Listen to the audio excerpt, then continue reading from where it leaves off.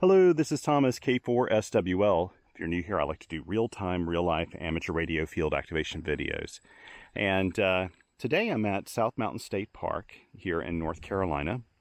If you're new to this channel, these activation videos they have no edits in them. They also have no ads, but there are no edits. So basically, I start the camera rolling and that's it. I do have to stitch together sometimes, like for example, right now I'll do an intro and then we'll carry on with the full activation. But it's all kind of done in shots without any edits to take out any of the content. And so if this isn't your cup of tea, you may just want to move on and find another channel. If you do like it here, though, I'd ask maybe you consider subscribing if you like. And always, always, always check out the link in the description below where I'll put a link to the field report, the actual field report for this activation. Those field reports, I spend 3 to 4 hours writing them up. They're chock full of information about the gear I'm using, my motivation for coming out to this park, the weather, photos, just all kinds of things. I really do put a lot of stuff in there. I enjoy doing those, and they take longer for me to do than the videos. Half the time when people have questions, they're usually answered in those field reports. So definitely check in the description below for a link to the field report, and I'll also probably have it pop up in one of the corners here on the screen as well. Anyway, today at South Mountains, we're going to be doing CW because we're using a CW only radio today. I have got the Mountain Topper MTR-4B version 2. This is a radio I've used at least in one other video. I've taken it on a couple different activations, and it's not my radio.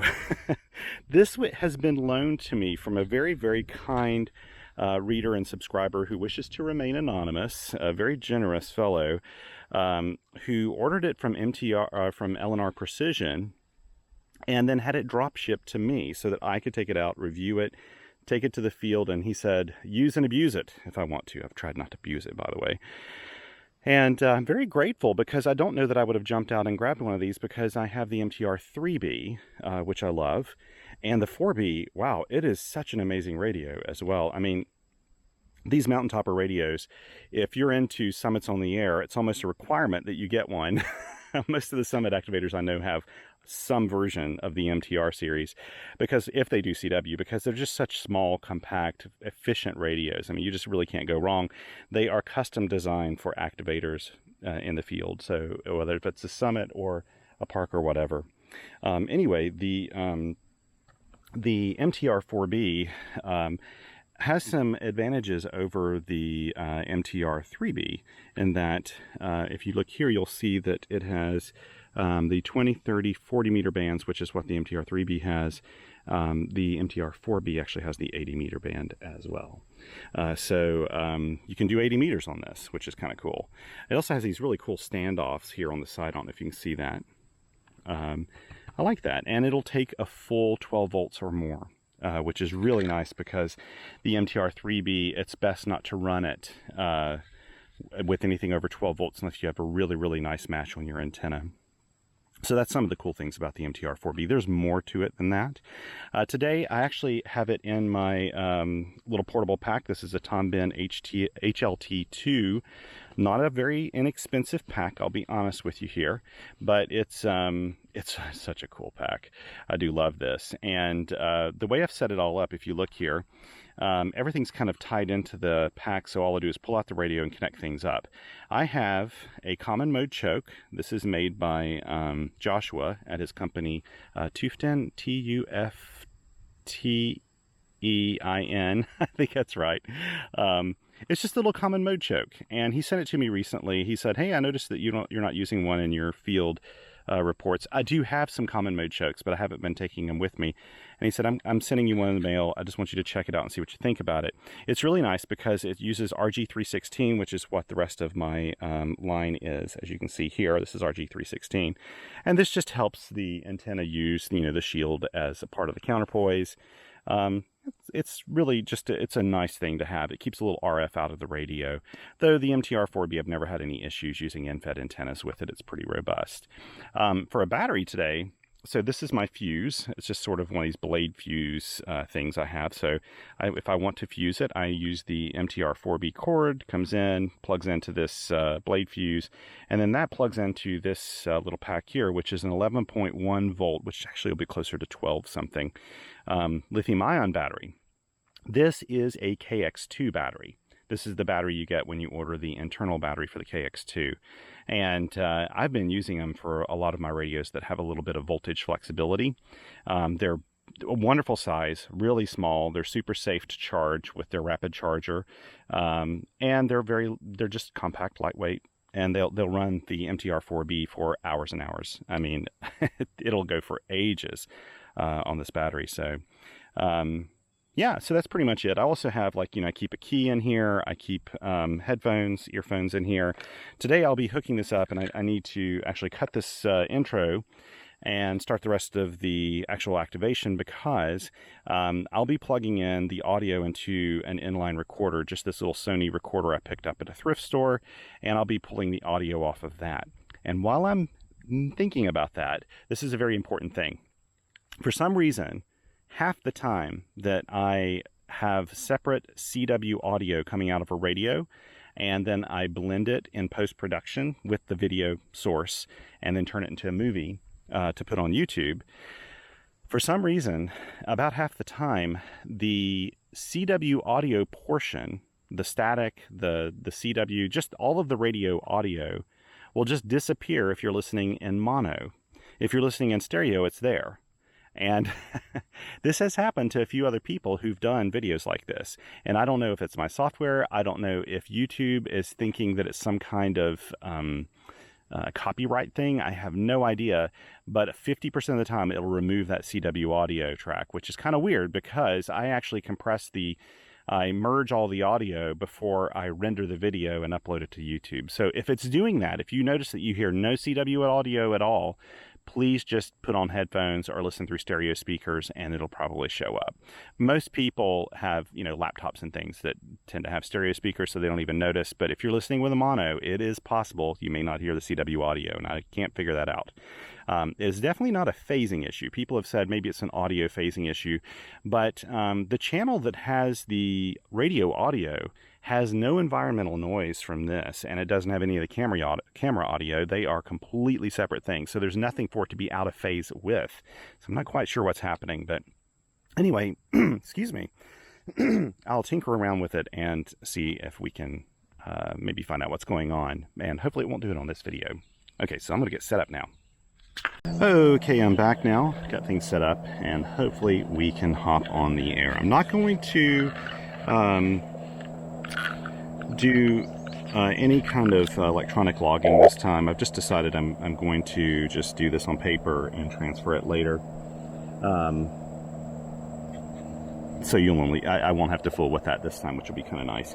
Now, I will tell you that the side tone, I have not adjusted the side tone on this, and it is it's a little hot for my taste, but there's an easy side tone adjustment. I just don't have a nylon tip screwdriver, and I didn't want to crack this open since it's not mine. So, the side tone is a little punchy in the audio, and you're probably going to notice that compared to just the regular audio. But the receiver's super quiet. We're on 20 meters right now, and you can tell because all three switches are on 20. So let's go ahead and start calling CQ. And I have message memories in here, and I'll see if I've actually got the message memory for CW. Let's try it out. I do. Very good.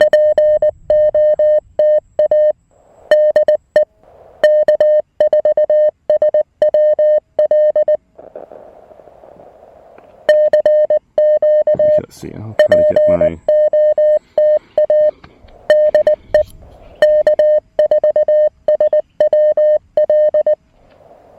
hopefully you can see all this.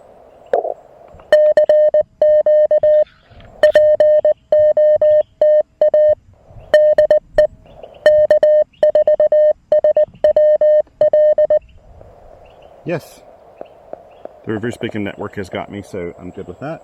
That's good.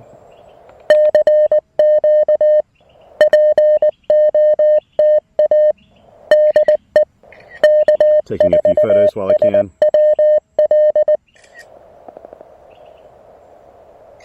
I should say this is the first time I've used K4 SWL in 2 months because I've been in Canada using my Canadian call VY2SW, so there's a decent chance I could send VY2SW during this. My poor brain has a hard time switching between anything. Oh, and by the way, if I wanted to work 30 meters, I could do that. I'd have my Elecraft T1 in my pack, so I could put that in line and probably work 30 meters with this antenna. Probably 80 meters too. It'd find a match on them. It wouldn't be efficient, but it may find a match.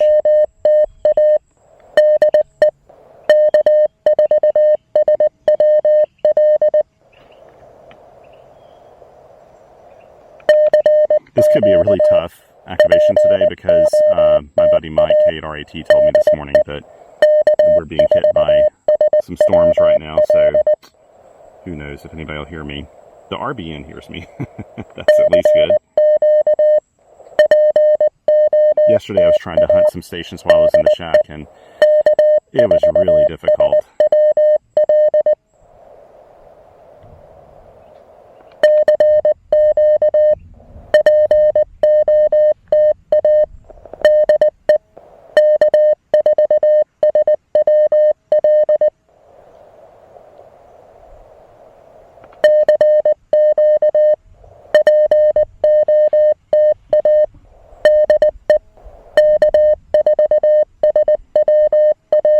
This is outputting about 5 watts, but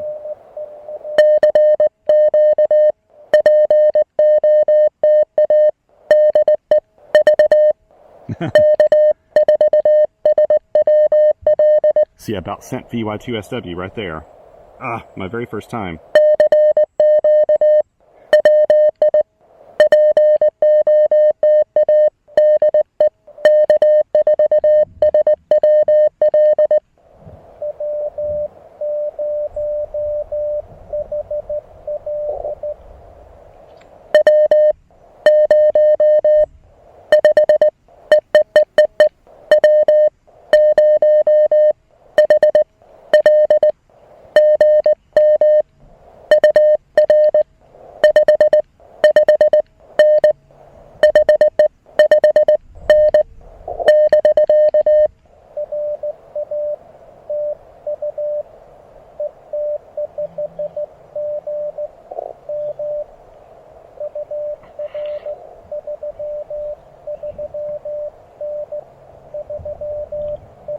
.229.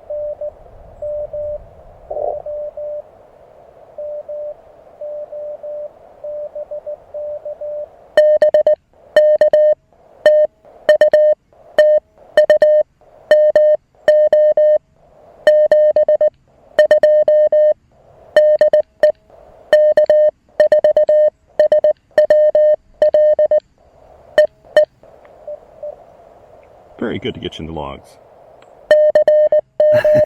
I had to stop myself from sending a V again. I think what it is sending DE. My fingers just immediately want to send a V because I've been doing that for the past 2 months. Fortunately, this is my home call sign, so my brain will kick in during this activation surely.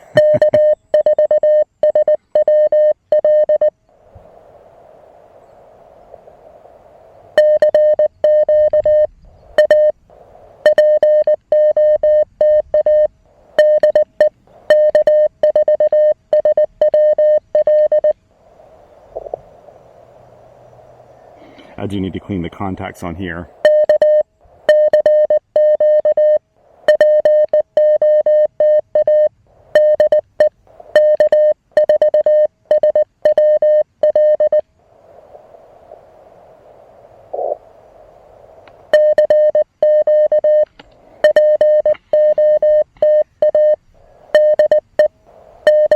Oh, you may notice on my logs there's this little spot right here. That's because I thought it.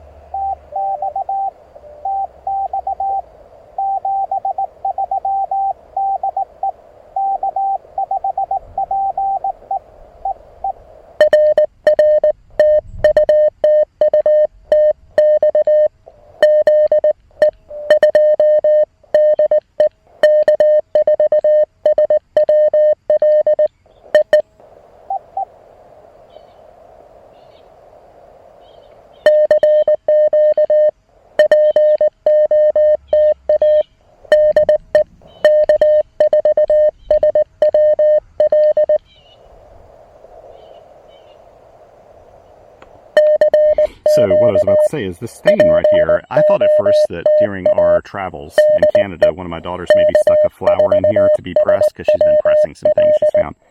Turns out a raspberry got in here somehow. And that explains all of how messed up the pages are. There's a lot of water in those. But it gives the logbooks a little character.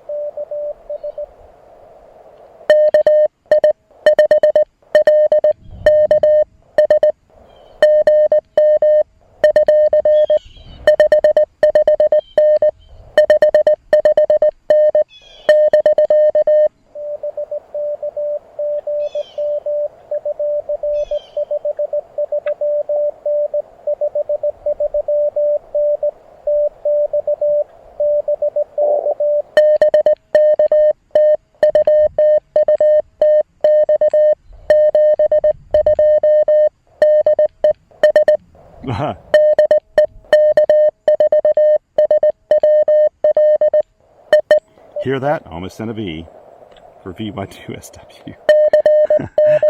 Old habits die hard for me.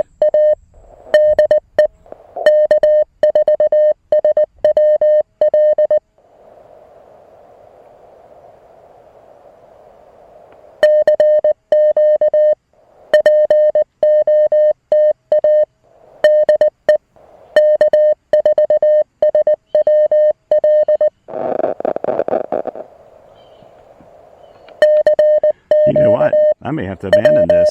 I'm looking on the weather map, and some pop-up thunderstorms are forming. Now, they're not super close to here. You may even be able to hear distant thunder.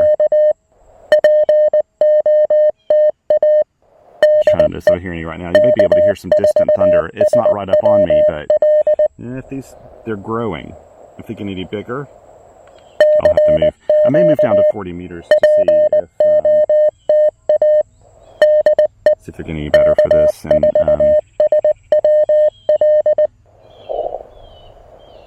I somehow doubt.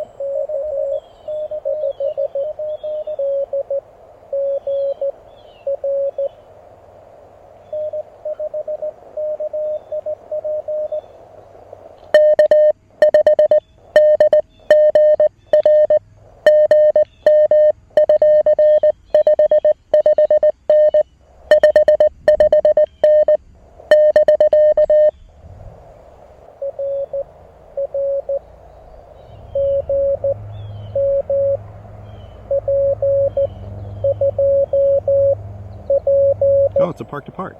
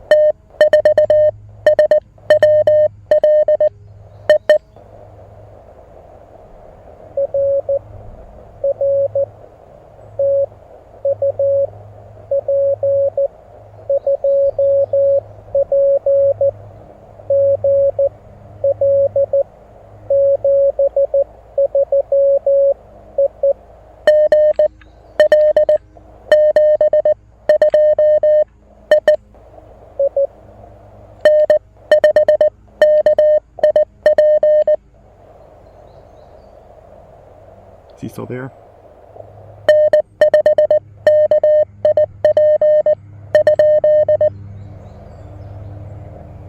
hearing him now.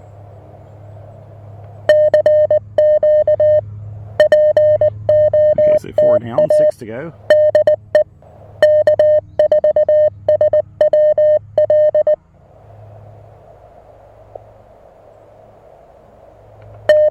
Okay, I'm looking at the storm map, and it looks like the storms are forming but moving away from here, which is good. I do not play around with storms. If electricity comes nearby, I'm gone.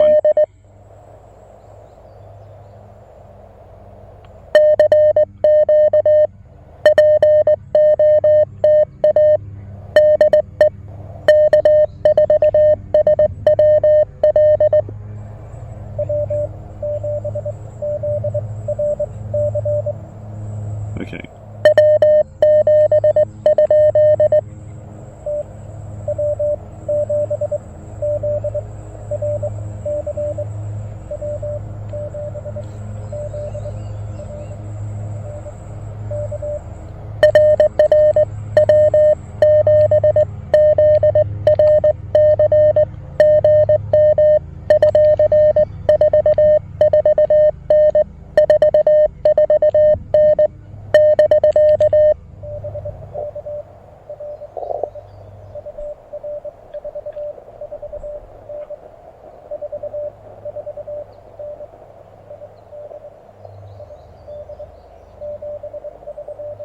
No.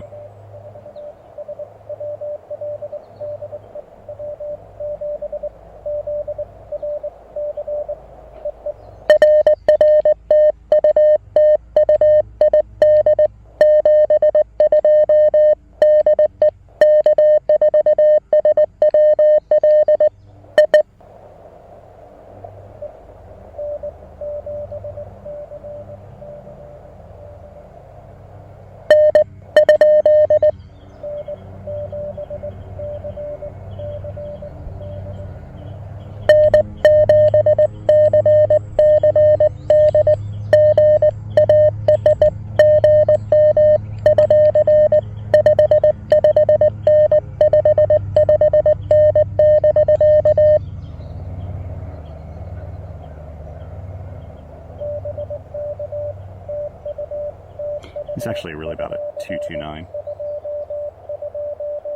That's what he's giving me.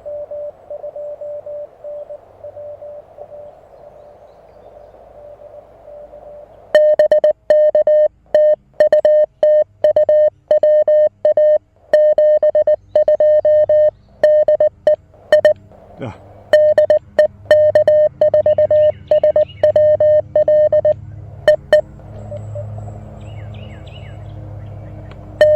About it again, about to send a V again. I'm doing it right after I do the DE. There's something about that. 1, 2, 3, 4, 5, 6. Need 4 more.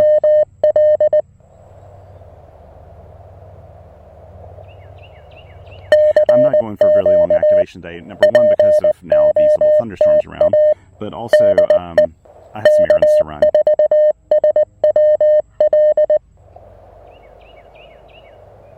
Kind of fitting this guy in. Okay, so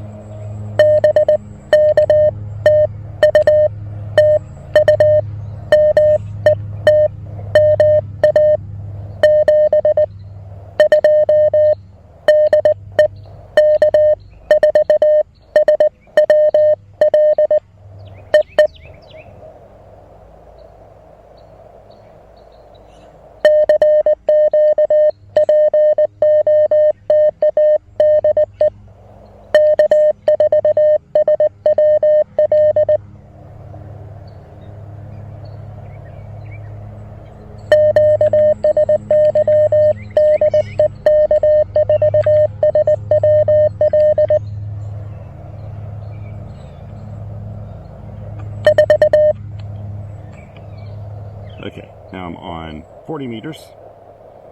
40 meters may be rougher than 20. I have no idea.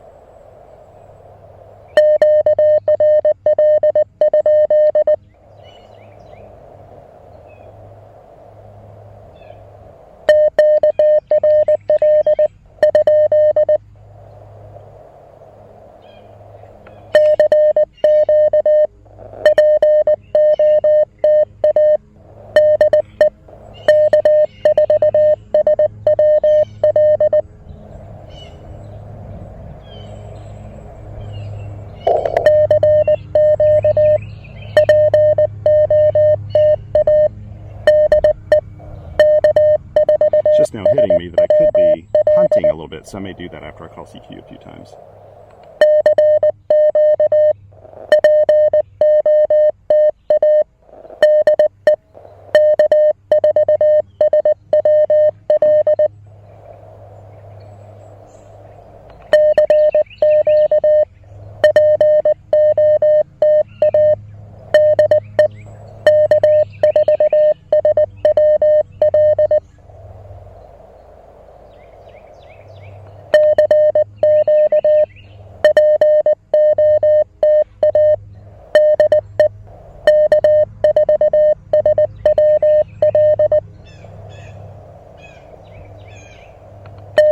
I'm getting a good report off the reverse beacon network right now. It's decent. 8 dB from NA0B. Okay. I don't know where that station's located. If it's actually in zero land or if it's elsewhere.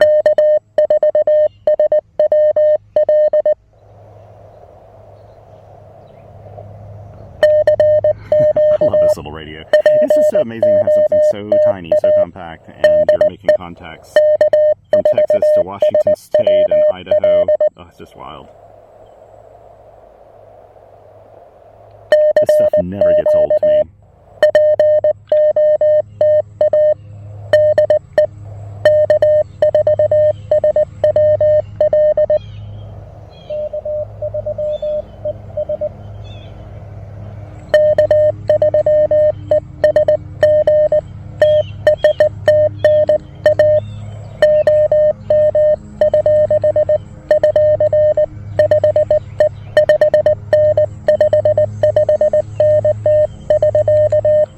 I have got to clean the contacts on this.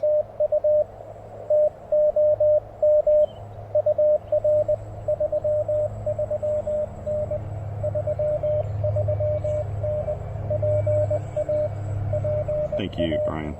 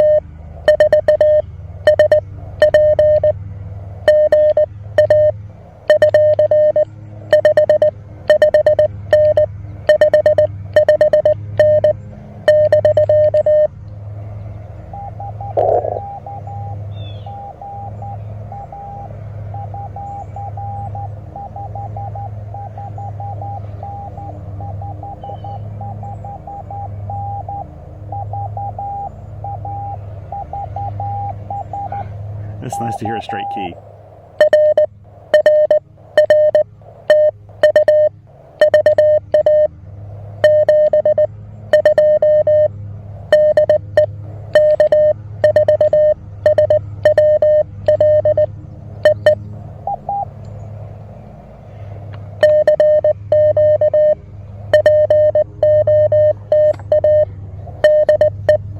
That's how big the radio is compared to my little Weaver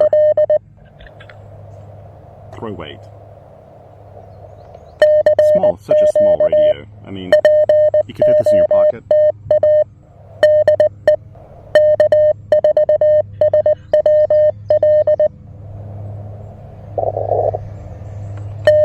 think I just need one more, right? 1, 2, 3, 4, 5, 6, 7, 8, 9. Just one more and then I'll be hopping off very shortly.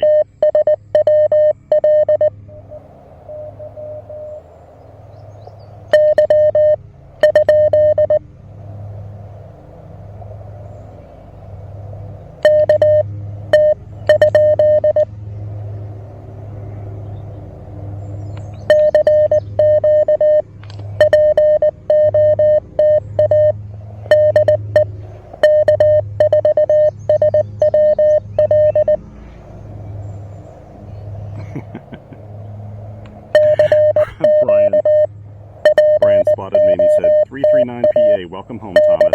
Good old K3ES. I was able to work him, I can work him here, I can work him in Canada. I seem to get him all the time. These are rough conditions. I would have expected a little quicker activation today, normally.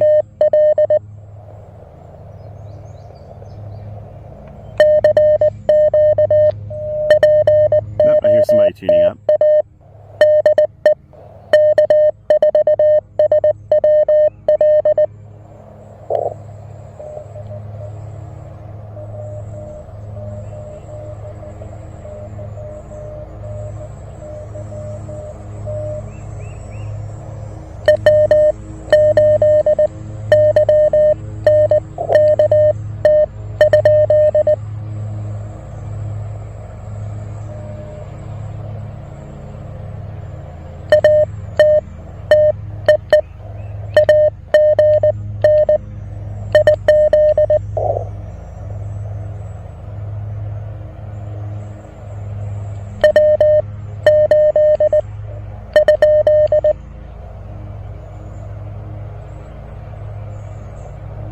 I'm doing it over and over again in case he can't hear me.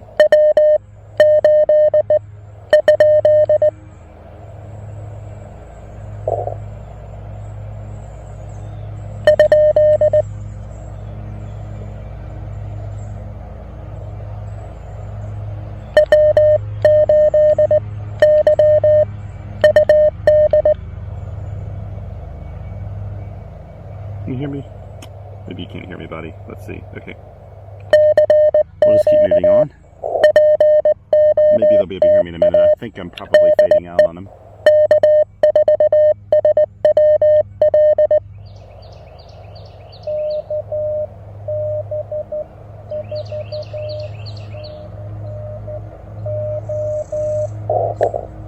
Okay, so that's it.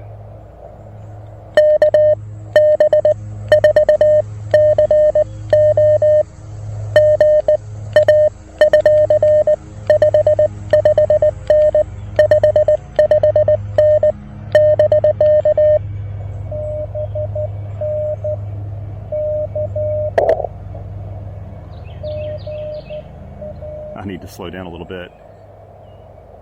I didn't realize how slowly they were sending. It's hard for me to change the speed.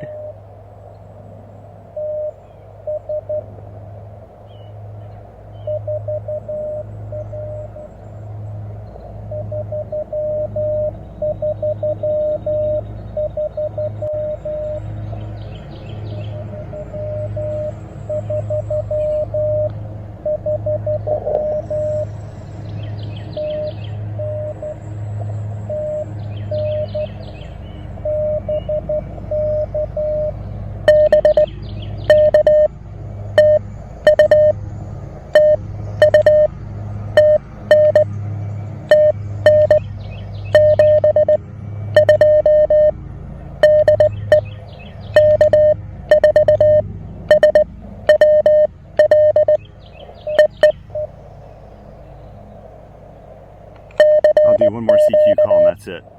I need to back up.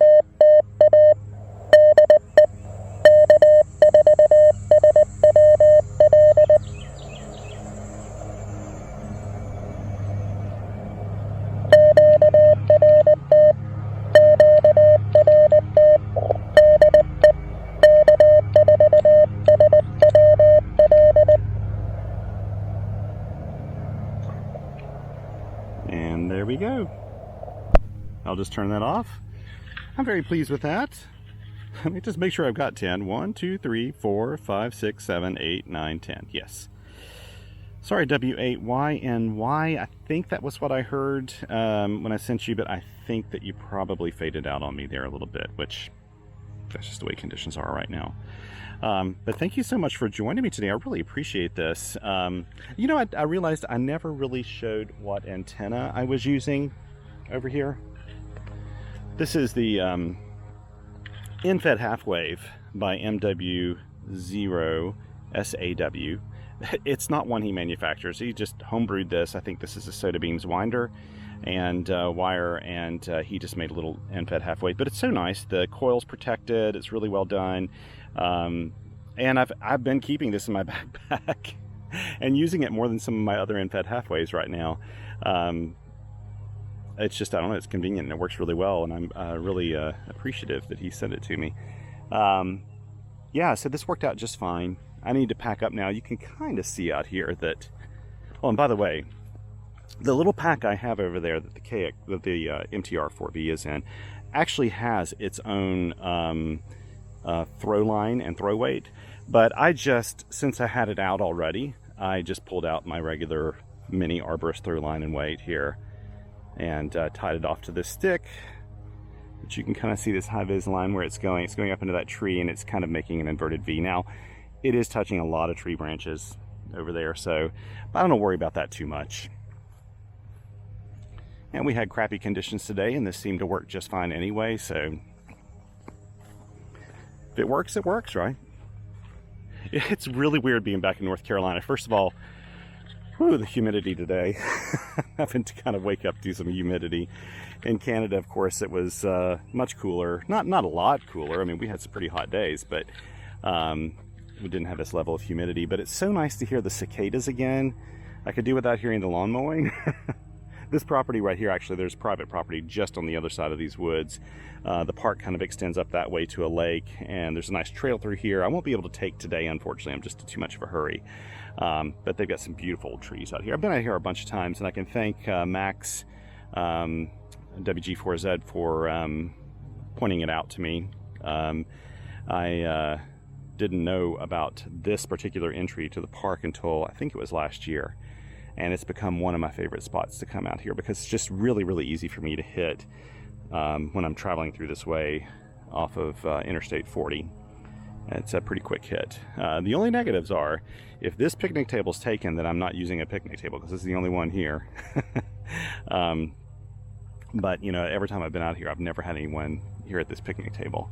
And I suspect if anyone is out here, it'll be a fellow amateur radio operator doing an activation. So you get everything packed up and get going. If you get a chance this week, I hope you can play a little radio in the field or hunt some stations. Some activators are out there in the field. Or just play radio. Do anything. Experiment. Don't be limited by anyone telling you that it should be one mode or another. You'll notice that in my videos, I really do love CW. I really fell in love with that mode. It's my favorite mode for sure. But I would say a very close second is single sideband. I also like doing digital modes. I don't do a lot of digital in the field. That just doesn't float my boat as much, but I will do some digital in the field. I'm planning to do some with my IC705 just to do it.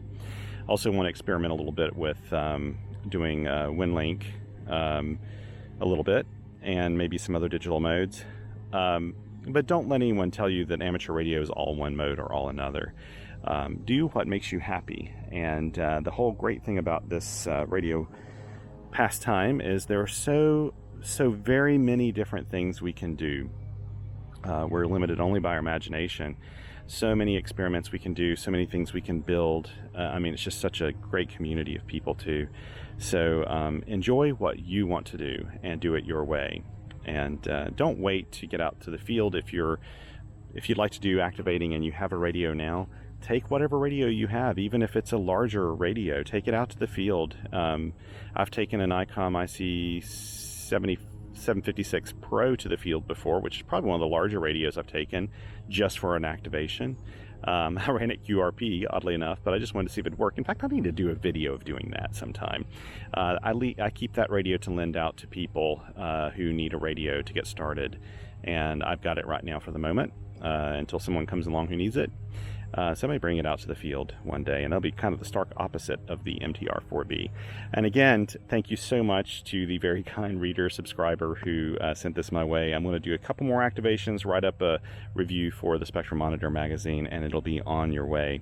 And I don't know if I mentioned this before, but this reader was kind enough to actually donate and give me half of the amount of this radio, in case I fell in love with this radio and wanted to buy it, or if I wanted to buy something different. I mean, just so incredibly generous. So, you know, I've got some decisions to make.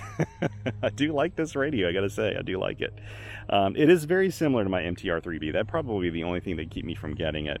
But I may consider trying to find a used MTR-5B or something like that instead. I don't know. I've been using it in the shack a lot on 80 meters, so.